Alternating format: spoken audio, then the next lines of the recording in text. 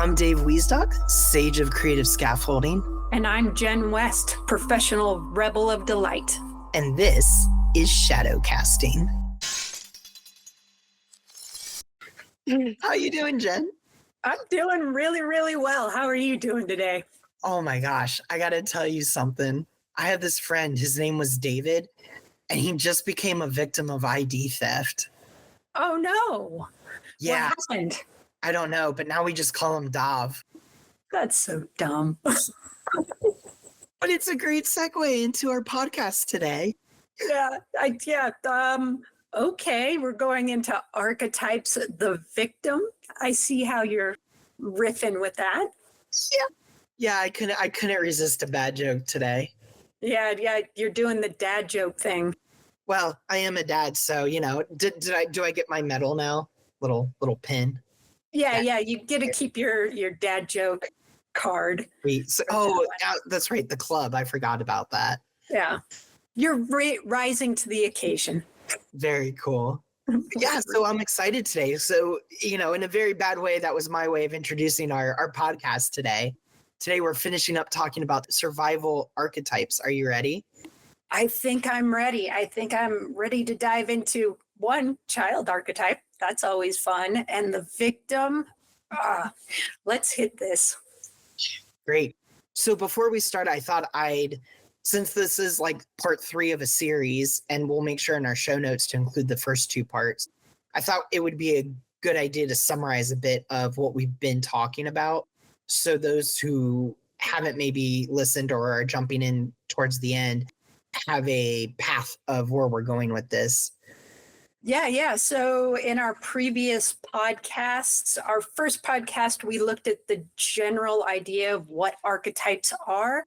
And we looked at Carl Jung and mostly Caroline Myss.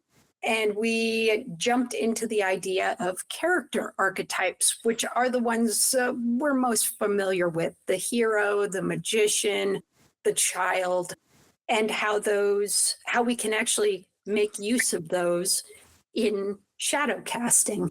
And then in our second, we really dove into the Caroline Myss, and she has 4 survival archetypes. And they are character archetypes, but they're archetypes that every person has. Unlike the other character archetypes, you may have a different one depending on your personality and what you're working on at the time. So our first 2 archetypes that we looked at last week were the prostitute and the saboteur, and highly recommend going back to those. It's heavy, but it's good work, because the one main thing, I was doing a little research from Caroline Myss, and one of the things she points out is archetypes are neutral. They're not good or bad. So even if you hear saboteur, that archetype is neutral. It's not a bad thing, even though we think about it negatively. Go back and listen to those. And today we're going to be going into the victim and the child of these survival archetypes. I'm so excited to dig into these. I feel the growth or the work with these archetypes is internally getting to a neutral energy with those words and those archetypes. Yeah, it's the most important part, to disassociate it from a positive or negative feeling. And I like to look at them from the aspect of, is this empowering me or is it destructive? And the cool thing with Caroline Myss is she gave these archetypes a guardian role. And that's really fun to play with. Just going back to our past archetypes, she spoke about the saboteur being the guardian of choice, and the prostitute was the guardian of faith. This week, we're going to look at first the victim, who is the guardian of self-esteem. Now, did you ever think about having an archetype that's the victim and building self-esteem? No, in fact, it almost sounds counterintuitive. If I'm the victim, somebody's hurting me, I am disempowered. I'm not feeling any esteem at all for myself. Right. And then, of course, we're also going to talk about the child today, which has quite a few subtypes, but regardless of which one you resonate with, the child is that guardian of innocence. And I'm just so excited to dive into that today as well. Yeah, that seems like the most obvious of all of the guardians, like child, innocence. Yeah, of course. There we go. Well, we got to have one give me, right? I mean, if the other three are that. Yeah, confusing. And Yes, absolutely. the one thing that I find that matches up with our shadow casting is that all four of these survival archetypes really make us look at our personal responsibility. So if you haven't listened to that one, go back and listen to that podcast, because personal responsibility is the only way you're going to turn these archetypes into empowering tools. That's awesome. And a great segue into our third survival archetype, first one of this podcast, which is the victim. Because at least in my study and experience with the victim, responsibility is an undercurrent here that we're going to explore. Let's get started. The first one we're going to look at today is the victim, the guardian of self-esteem. And Caroline Myss's notes on this are: the core issue of the victim is whether it's worth giving up your own sense of empowerment to avoid taking responsibility for your independence. So the victim has an interesting relationship here. And there's two core concepts that I want to address. The first is that the victim has a relationship with power, and it also has a relationship with boundaries. And these are two really big topics that, quite honestly, could be a podcast in and of themselves. But for the victim, they're definitely worth exploring.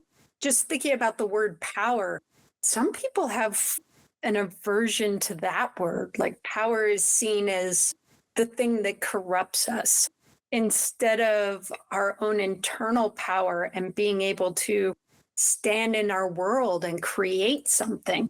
And yeah, so it's another one of those words, like victim, power. Normally, a person who feels victimized has somebody with power over them. And so it's scary to step into your own power because you don't want to become like that other person that victimized you. Right.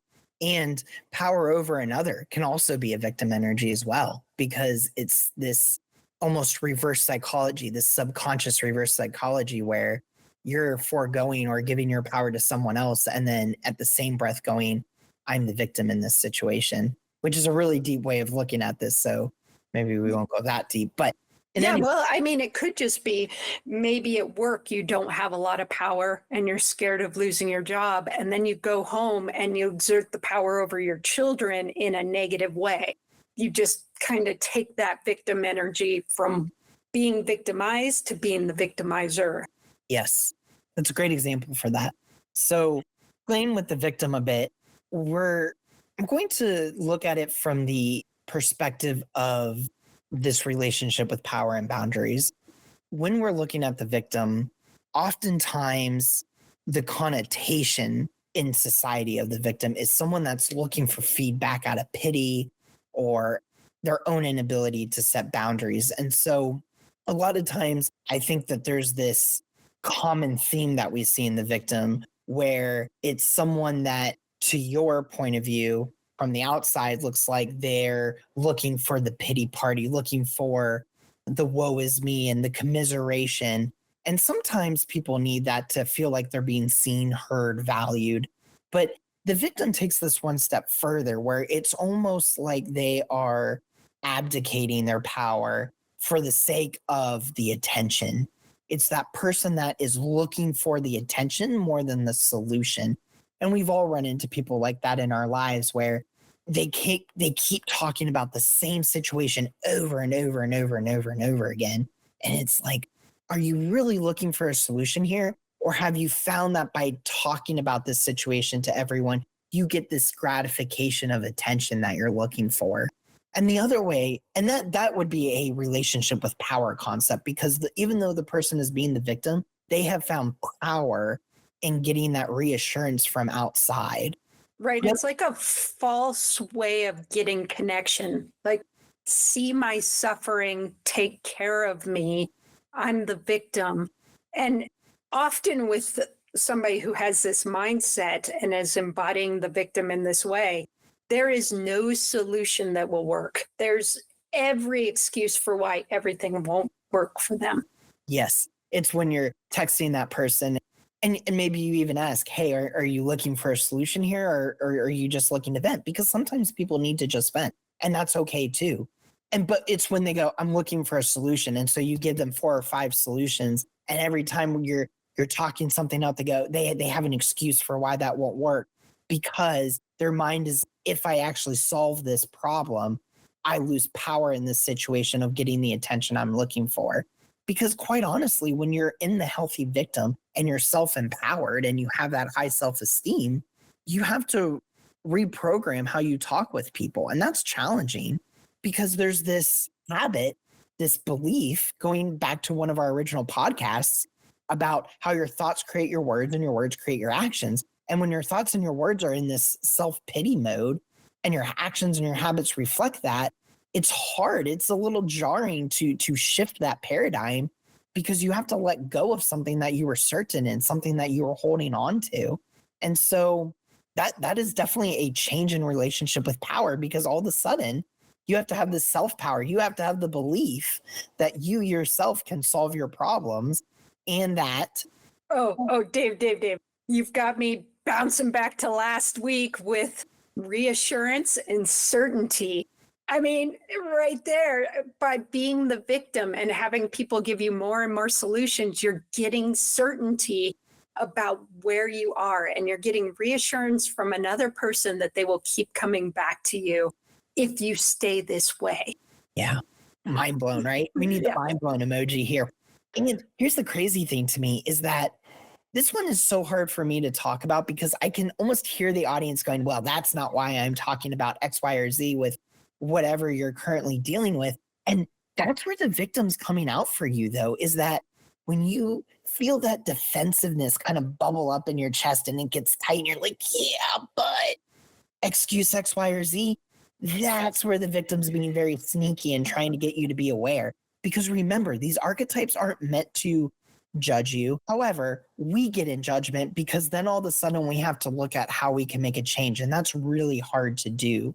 The victim, or maybe it's just for me, because the victim was something that I really had to look at for myself going through these survival archetypes. This was one that really was charged in my life. And so it wasn't so much looking for attention out of pity. It was more this relationship with boundaries. I am a workaholic to my core. And it is because I have this genuine, insatiable curiosity that fuels me. And so when there's this challenge or problem at work and it becomes a jigsaw puzzle, I will forego every boundary I have set in place. Work-life balance, work-life balance in quotes, hours at work. I will be engrossed in what I am doing.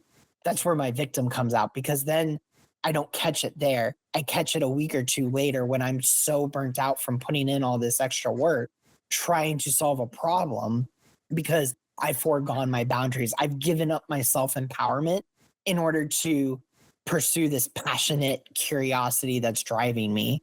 And so where the victim comes in and where I have to be aware is when I'm in my self-talk, talking to my friends or my mentor. It's when I'm going, I'm so burnt out. I'm just drained. I don't know what's going on. I'm so busy. Those are the victim words. That's where the victim's coming out going, hey, pay attention. Woo, woo, woo. The alarms are going off. Big neon sign. Look at me. That's the victim. That's where it's coming out. And if you sit into that, it gets bigger and bigger, and you have less control, and other people are taking more control of your life, and your environment goes spiraling. And it's really the sitting back and saying, wait, this isn't what I want. Yeah. And then finding, since it is the guardian of self-esteem, saying, am I honoring me? Am I doing this because I'm good at it and I enjoy it? Or am I putting myself out so that other people will tell me I'm good and will accept me and will hold space for me?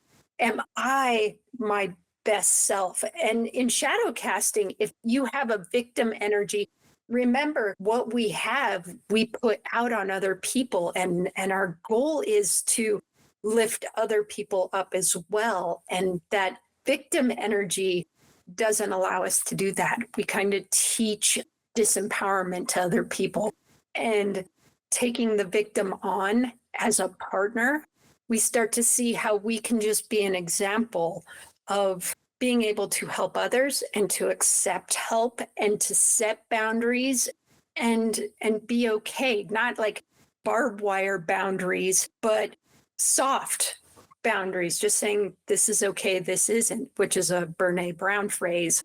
Boundaries are this is what's okay and this is what isn't. And it's fine. It's not mean. It's not a wall. You're not going to be blown up if you cross that boundary. It's just, no, that doesn't work.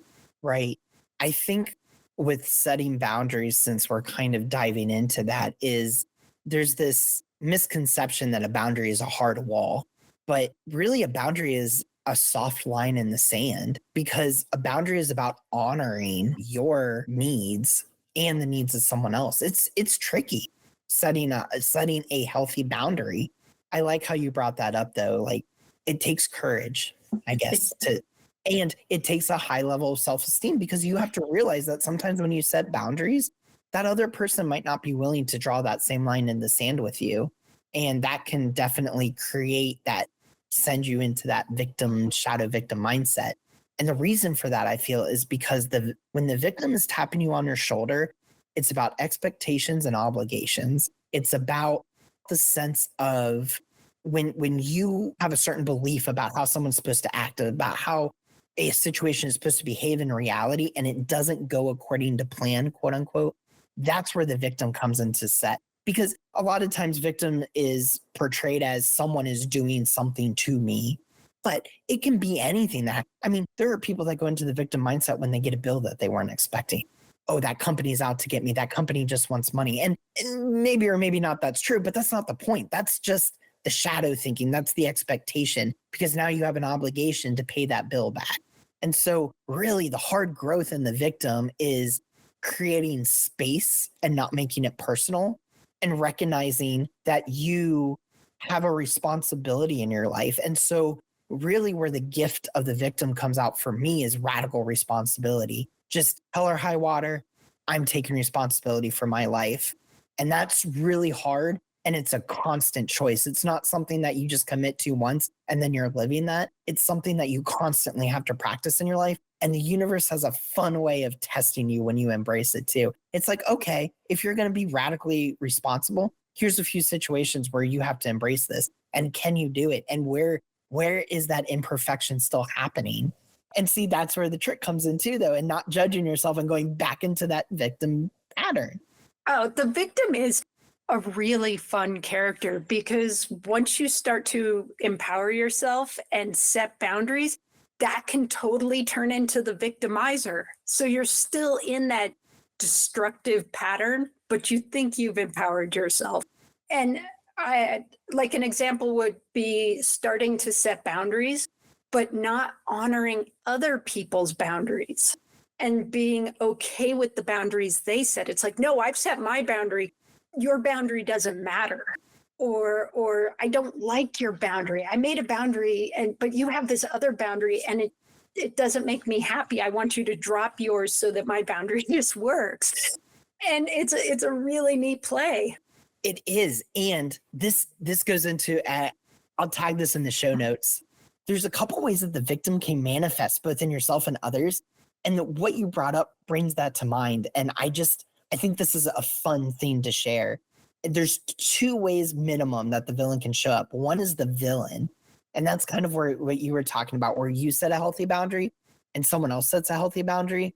But then there's this roadblock or this consternation of whose boundary honors what when they don't quite align. And sometimes a victim can take on this villain personality where they feel that their boundary is better. That's the best way I think I can describe it.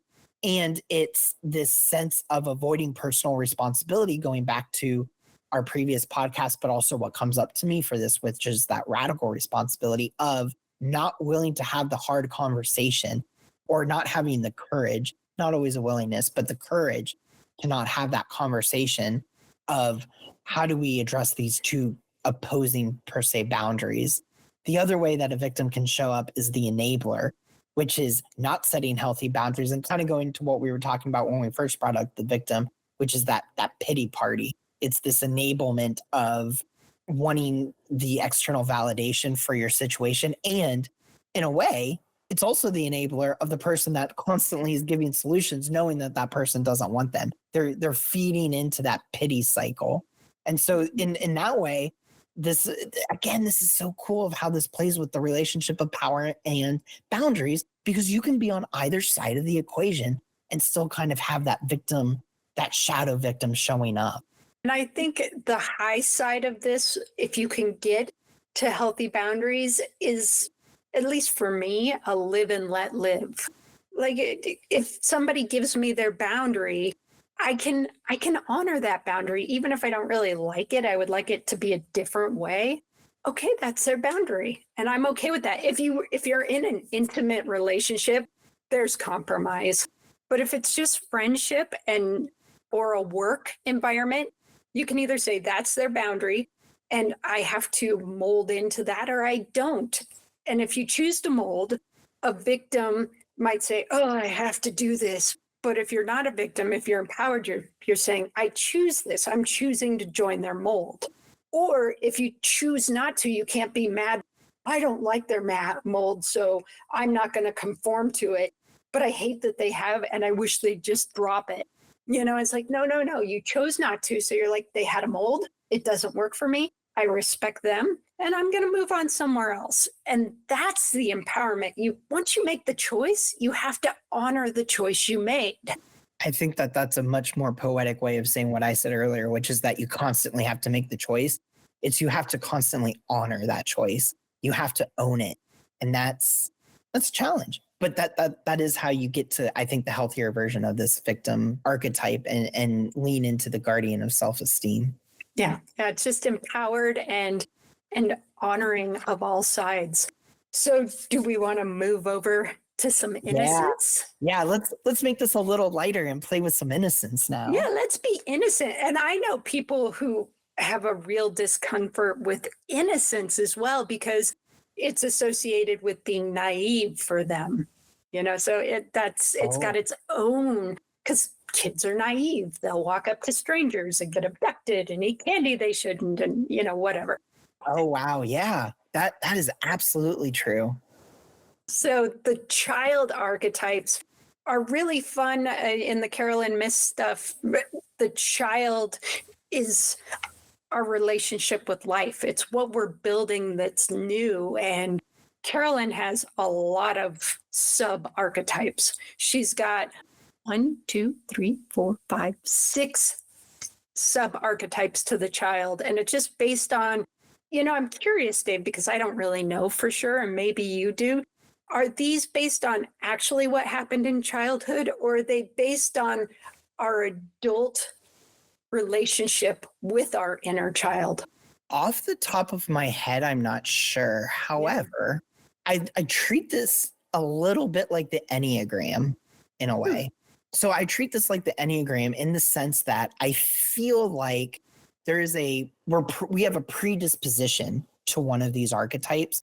And based on the situations that we attach to in childhood, that's what brings it up for us. And so sometimes when we don't process our childhood, that happens as an adult. And so it is the adult looking back. Or sometimes our childhood can be such a significant event that you just kind of know this is the archetype that is in my life. I'm almost positive Caroline Myss, she makes a comment to the effect of one or more of these can show up for you. One or more of these can resonate with you, but it's the one that has the emotional charge and the attachment to that you really want to look at for your archetype. You can have some overlapping one of these subtypes, and it's more your relationship with how you grew up as a kid and again that attachment to your childhood.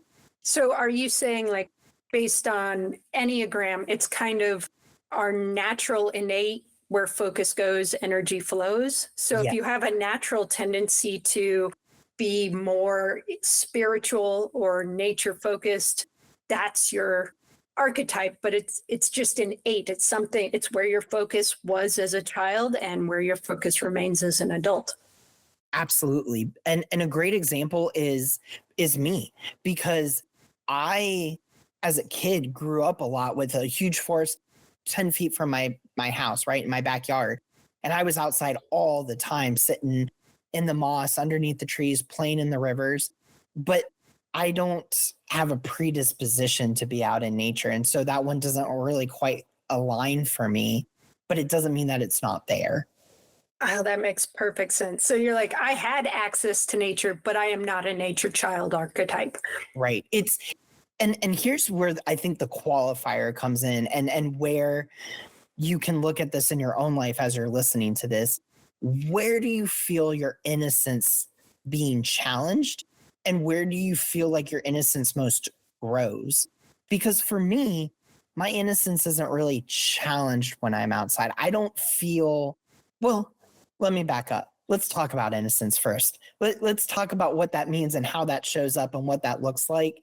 And then we can kind of talk about how that might show up for each of these different subtypes as we talk about them. So would you like to talk about maybe like define innocence? I feel like you have a really succinct way of maybe describing that better than I do. Yeah, sure. I'd love the first thing that comes to mind for me when I think about innocence is actually from my mentor, Melissa Pierce.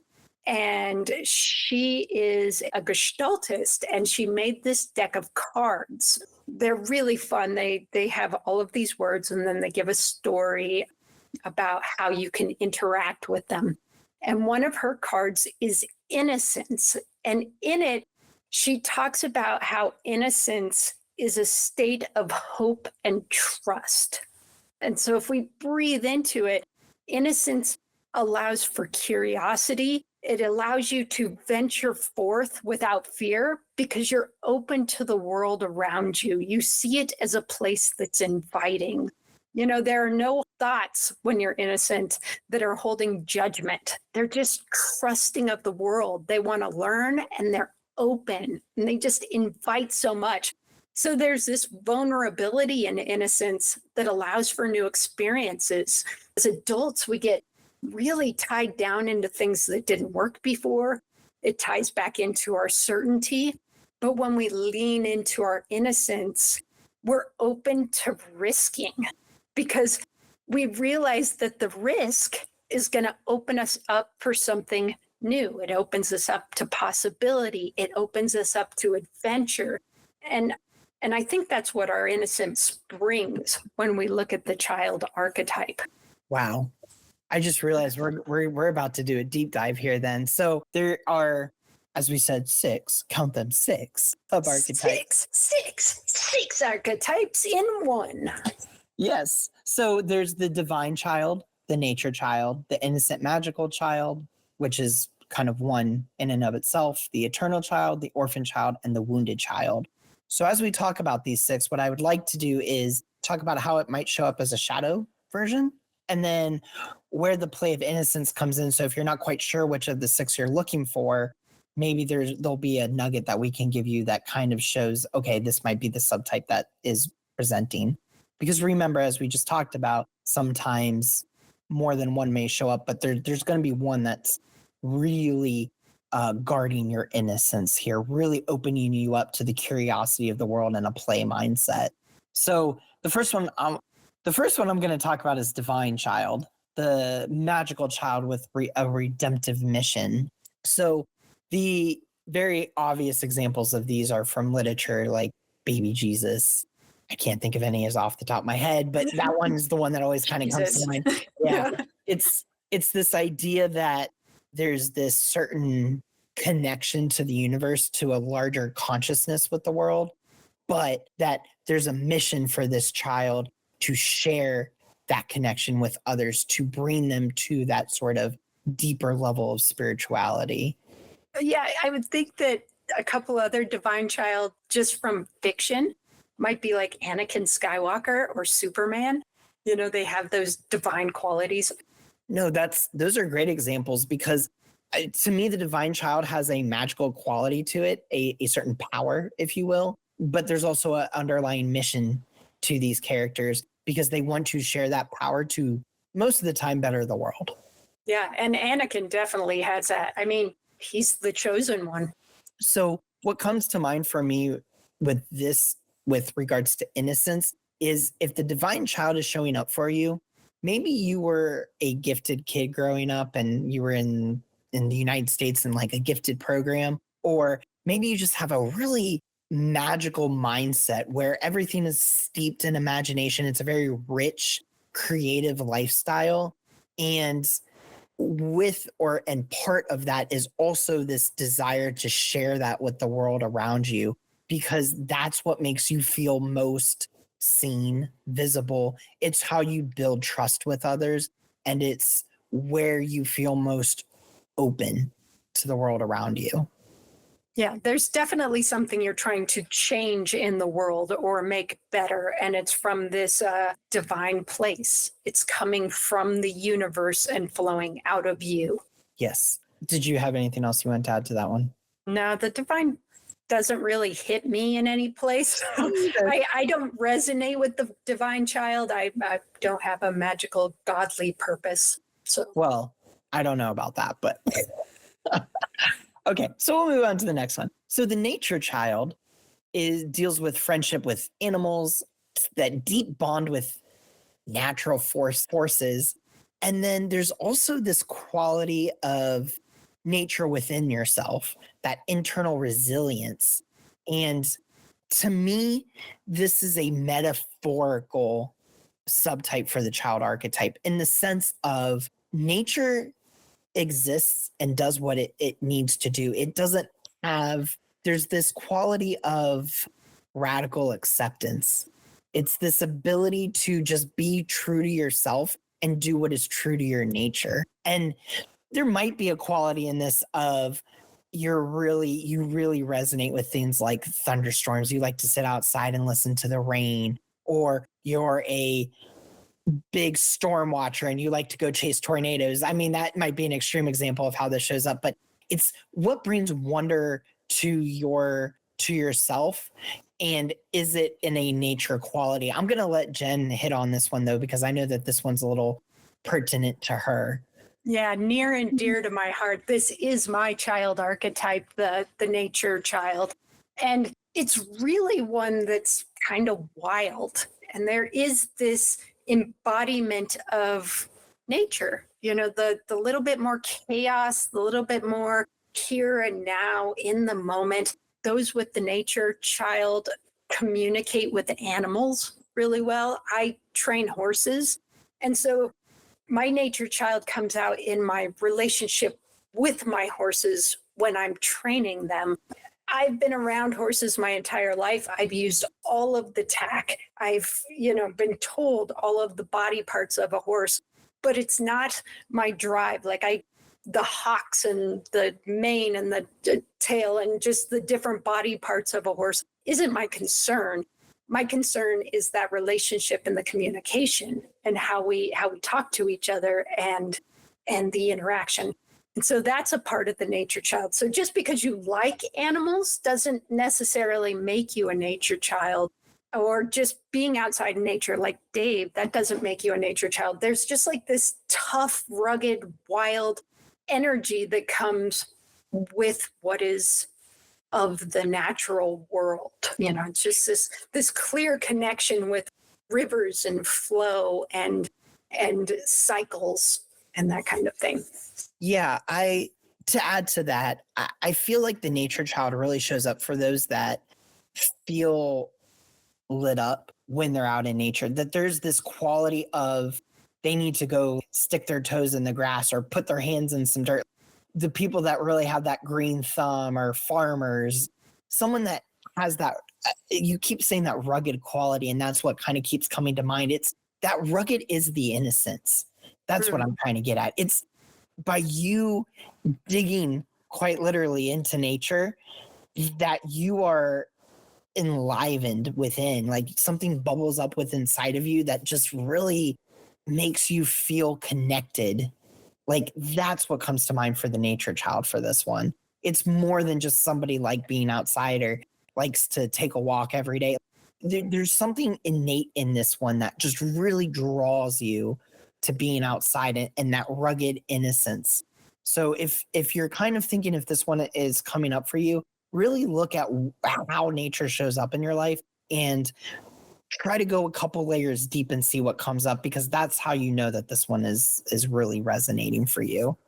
Yeah. It took me a while to get to the nature child. Yeah, I like to be outside and I have horses and dogs and this and that. And it was really more of the wild, rough, uncontained energy that really made me say, yeah. Because I also resonate with the eternal child too, like just wanting to be young and healthy and vibrant and playful.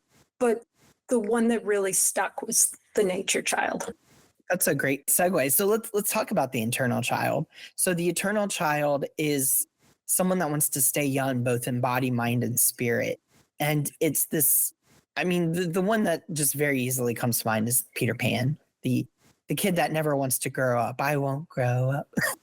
But you know, there's other times where I feel the eternal child shows up in fiction, and one of the examples we kind of talked about in a previous podcast, which is in Avatar: The Last Airbender. I mean, I feel like that's a very low-hanging fruit or easy example, is that Aang, who's the main character in the series, abandoned his responsibilities because he didn't want to grow up. He wanted to eternally be the child. And what's interesting and why I think that this works so well is that it actually took him embracing his innocence to become the Avatar. It was because he was so carefree that he became so powerful, because he let go of these external validations, these external examples, this mantra of you have to grow up, you have to be an adult, you have to take on all this responsibility. And not really a spoiler, but if you haven't watched the series, maybe skip the next few minutes. But one of the examples of where I feel this comes into play is when it's in the second season and they're guiding these two warring tribes that don't get along from 100 years ago. None of them were alive and know why they're fighting. They just know that they are fighting. And he leans into his eternal childness by making it go, because he was alive 100 years ago. That's how he gets away with this essential lie. But he says he was there 100 years ago when these two warring tribes started. And he said that they were fighting because it was a game. It was a kid's game of all things. And they were babies and they were playing, and someone got put in timeout because they weren't agreeing. Like, he just totally leans into this narrative of the child. And because it was 100 years ago, and because it was just so believable of a story of innocence, he breathes peace to these two warring people. And that's really leaning into the gift of, in my mind, the eternal child. Yeah, I love that episode. It's so fun, just the way that Aang turns all that one around. And yeah, there are two sides to the eternal child. There's the I'm not going to grow up and I'm not going to take responsibility for my life. And that's kind of where Aang starts. And then there's the I'm going to remain playful and open and light forever. And that's really the embodiment of a healthy eternal child. Keeping that innocence and expanding it and becoming wise, but just always seeming kind of young and light, even at 100. Yeah, absolutely. Moving on to the next one. The innocent magical child is something that deals with being enchanted or having an enchanting personality. It's funny. Every time I read this one, charisma comes to mind. It's those people that just have this natural charisma to them, this quality where it's like they're very charming and well put together, very articulative. And they're like a wonder. It's just like, how do you carry yourself? You're young and you're expressive and you just seem to be wise beyond your years, but you're still just sweet and kind. Yeah, there's this, it's almost like they have the wisdom of the world, but they choose not to be of that difficulty within the world. They're the ones that go, I know that the world is tough and I'm choosing to be a different presence, a different choice, almost challenging to the convention. Yeah, it's like they don't buy into the bad side of the world, but they see it. They're not blocking themselves from it. Yeah, I see this is hard. And there's another way to be. It's cool. It's magical. Yeah, and that's exactly it. That's to me why it is magical. It's they are altering the reality within and around them in a way that's very magical. And they're building reality in a positive way, because I find that as adults, we we lean into what's wrong instead of what could be. And I think the magical child sees what is and then looks at what can be instead of all the stuff that's wrong. And so they're empowered and they're loving and they want to create better. Absolutely. And just a couple examples of both in literature and in real life where we can see the magical child coming out. One in the fiction is Tiny Tim. He's poor and he's crippled, unable to walk, but he has this, again, that magical quality, that charisma, believing the best in the world and everyone around him. When every situation is really trying to disprove that to him, he's actively saying no. Yeah, Tiny Tim's a great example. He's even nice to Scrooge. He's not seeing him as an evil man. We're good. He sees what Scrooge can be. He sees the betterment of someone. Yeah. Another example is Anne Frank, who was Nazi Germany. Yeah. I was trying to figure out how to phrase all that, but most people are aware of Anne Frank. So it's just that quality of she went through a very traumatizing situation in life where a lot of people lost hope and a lot of people just disconnected with reality. And she wrote this journal where she was still exploring her innocence as a child, despite what was going on around her. Yeah, the world falling apart and being in hiding and fearful. Yeah. So moving on to the next one, we have the orphan child. The orphan child's an interesting one because we know about orphans, that they've lost their mother and their father, or they've been adopted or whatever. But it doesn't have to be. It could just be that you don't fit in with your family. Yeah. Another word that comes to mind for this one that I feel is almost synonymous is abandon or abandonment. There's this sense that you don't fit in, you don't belong, but it's active against you. It's not like where you join a friend group and maybe you're not having the same likes or dislikes, and so it's a little awkward and you're not sure if you can get along with them. That's not quite that level of abandonment. This is like a deep-seated belief that you were forsaken or forgotten by someone that should have otherwise been a parental or guiding figure in your life. And there's a pattern of this. And this one's tough to see where the innocence comes in, I think, but it's more where you have the last two that deal with innocence, the abandoned child, or the orphan child and the wounded child. Really, I feel the innocence comes from a place of compassion and empathy. It's a belief where you feel that this has happened to you.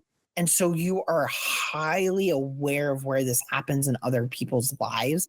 And that's something that builds a story for you and a connection with other people. And that's how you build that sense of trust and wonder. Yeah. And I think for the orphan child, that's one where the innocence is that freedom to survive. They can do whatever they want. They can go wherever they want. They don't have a parental oppression. And it's being able to survive on your own. I think of Gavroche from the play Les Miserables. And he's like a kid and he's like, I'm empowered and I go where I want and I've joined the revolution. And, he's just got this energy about him and he's in it and he's making the world work for him. And then you've got the other side of the orphan, which is that abandonment. Like, I'm always going to be left. I'm always going to be alone. I don't have the power. So the innocence is more, I think, in the freedom side for the orphan. Yeah. Yeah. Oh, that's a great way. Yeah. So that innocence is freedom. Yeah. Yeah. Absolutely. I love that. And then finally, to round it out, we have the wounded child. And this one might be obvious on a superficial level. The wounded child is someone that grew up with some sort of abuse, neglect, childhood trauma. And this is where at the beginning of this conversation, we talked about how any of these can show up in your life. You can have trauma as a child and it not be your defining quality in adulthood. And I feel like, again, just to use a soft example of this, going to Avatar, I feel like the wounded, if Aang is the innocent, or I'm sorry, the eternal child, I feel like Zuko is that wounded child. I mean, he carries a literal scar on his face. Mm-hmm. And it was from an innocence And so his innocence was challenged, and that's how he got it. You know, he saw a situation where his father was acting not in the best interest of his soldiers. It was a very manipulative and dispassionate plan that they were doing. And Zuko decided to speak. His innocence, his naivety, his wonder in life caused him to speak out. Hey, this isn't something that I value. Like, I value lives and you're not valuing them. And he did it in a very respectful way, too. It's not like he was a jerk about it. He's just like, that's going to get your soldiers killed. Yes. There's got to be a better way. And it just got thrown on him, and he was injured in the process. And I'm so glad you brought it up like that, because that's exactly what I was trying to get at. It's when you are growing up as a child and a situation that you feel like you can trust becomes shaken, that's where the wounded child, I feel, really comes out. It's where there was a moment where you were looking for that innocence to be honored and it was dishonored or disvalued. And so Zuko got that scar and he carried it around with him, figuratively and literally.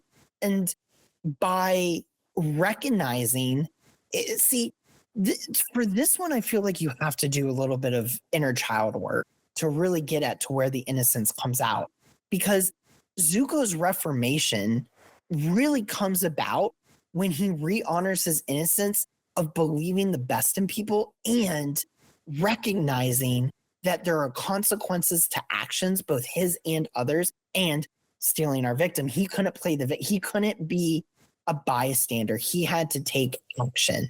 And so really the innocence for the wounded child, I feel, are the activists, the one that feel like they have to take action and actively be an advocate for others in other people's lives. Personally, for me, I feel like the wounded child is what comes up in my archetype wheelhouse.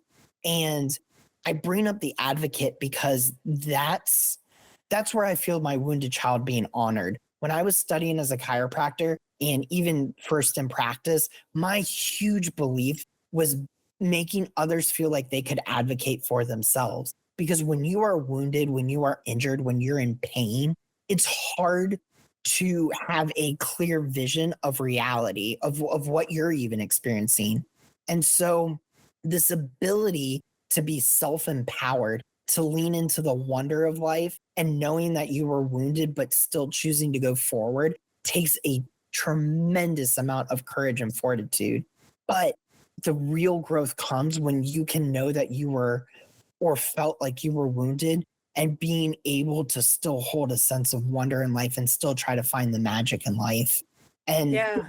And I think I would add to that, like, the destructive pattern is making excuses. Like, I was hurt as a child, so I can't do other stuff. It's my parents' fault, so this is why I am the way I am. And the empowered wounded child is, I had this thing and it's cultivated this aspect of my caring for the world.